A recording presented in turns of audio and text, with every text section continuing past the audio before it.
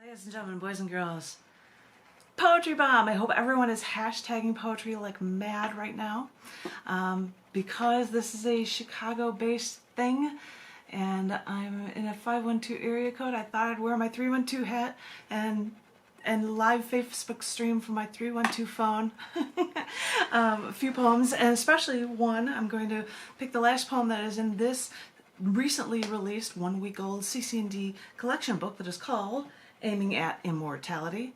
Aiming at Immortality. Yay!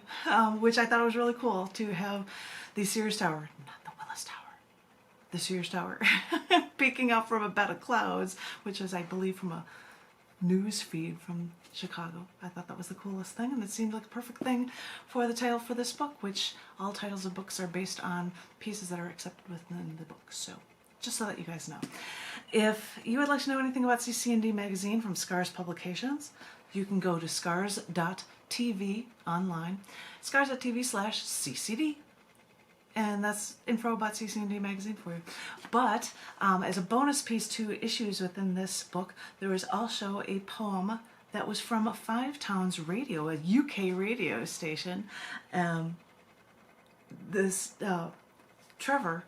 Trevor Wainwright is the host of this one show, and he asked to have some poems, and one thing that he chose was a poem that Oz Hardwick, another UK poet, had actually read, and he edited this poem, and this was the Oz Hardwick version edit of Everything Was Alive and Dying, as he read it on that played with music from the DMG Art Connection, I believe, and that was played on Five Towns Radio, a UK radio station, which was the coolest thing ever. So anyway, this is something that he read. I can't pull off a voice like Oz Hardwick, but I hope you enjoy it. This is called this is his version, Oz Hardwick edit of Everything Was Alive and Dying. I had a dream the other night. Then I walked a little farther, and I walked deeper into the forest, managed to get away from the picnic tables and outhouses that line the forest edges. The roaring cars gave way to the rustling of tree branches, the crackling of fallen leaves under my step.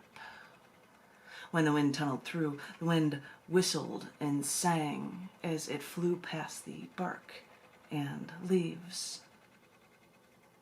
I walked, listened to the crack of dead branches under my feet, and I felt a branch against my shoulder.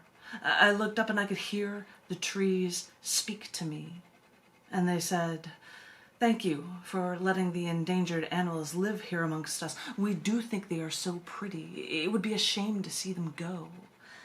And thank you for recycling paper, because you're saving us for just a little while longer. We've been on this planet for so long, embedded in the earth. We do have souls, you know. You can hear it in our songs. We cling with our roots. We don't want to let go." And I said, but I don't do much. I don't do enough." And they said, "We know, but we'll take what we can get." And I woke up in a sweat. So tell me, David Cameron, so tell me Nick Clegg, so tell me George Osborne, so tell me Caroline Spellman, if you woke up from that dream, would you be in a sweat too? It serves us right. You know my motives aren't selfless. I know these things are worthwhile in my life.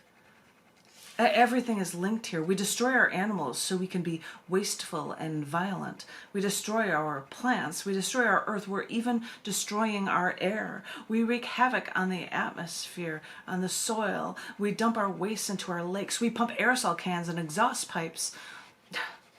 And you tell me I'm extreme. And these animals and forests keep calling out to me. The oceans, the wind. And I'm beginning to think that we just keep doing it because we don't know how to stop.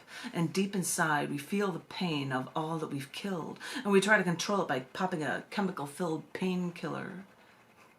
We live through the guilt by taking caffeine, nicotine, morphine, and we keep ourselves thin with saccharin, and we keep ourselves sane with our alcohol poisoning.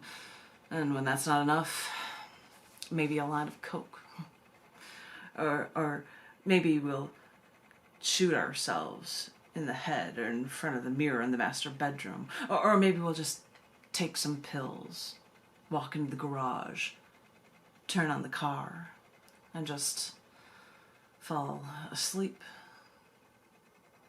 In the wild, you have no power over anyone else.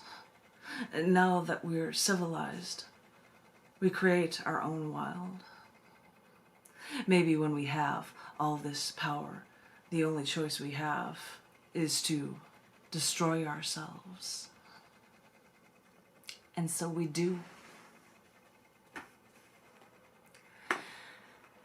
Thanks to Oz Hardwork for coming up with that edit and for reading that poem, and the DMG Artwork for coming, Art Connection for coming up with music for that, and thanks to Trevor Wainwright in the UK for playing that on 5 Towns Radio, and that is a bonus edition at the end of this cc&d early 2020 issue collection book, aiming at immortality, with an appropriate Sears tower on the cover. If you want to know anything about Scars Publications, you can go to scars.tv online. Since we're all living in a world of everything is on the internet, anything, because we're stuck at home, hey, yay for Corona times. That's not the beer, that's the virus. Never mind, but you knew that. Anyway, I hope you enjoyed these readings from cc&d. I think I'm going to cut this live feed so that I can have additional feeds from an additional book, and you guys stay safe, and you guys stay poetic, and feel the love. Thank you.